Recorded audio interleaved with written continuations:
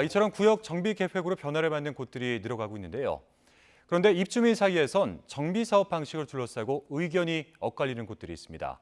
한 아파트 안에서도 리모델링인지 재건축인지를 놓고 여론이 갈리는 건데요. 최기성 기자가 현장을 취재해봤습니다.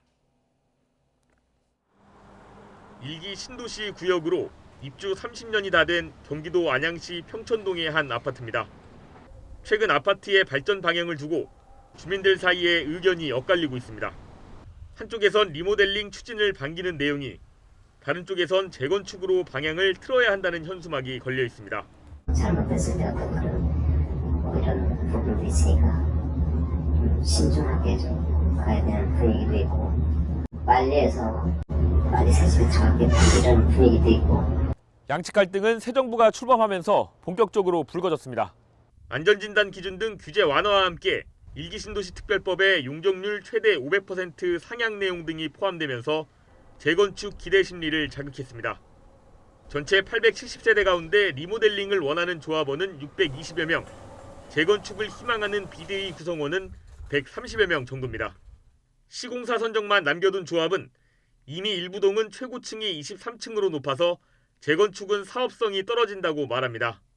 과도한 용적률을 적용해 주거 만족도를 떨어뜨릴 게 아니라 리모델링으로 130여 세대를 추가하는 게 더 낫다는 주장입니다.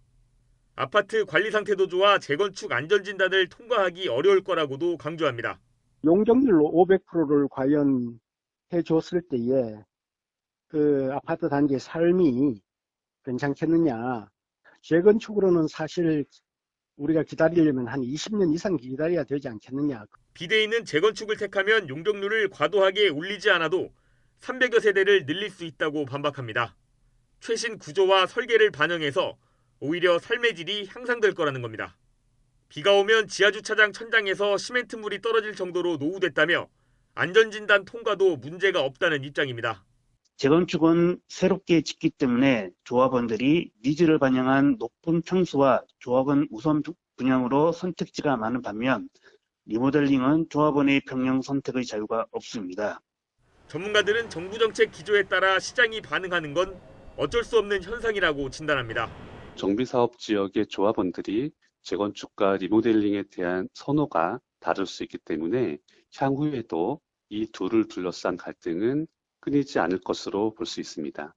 정부가 정비사업 관련 세부 내용을 공개한 뒤에야 소란스러운 분위기가 가라앉을 것으로 보입니다. YTN 최기성입니다.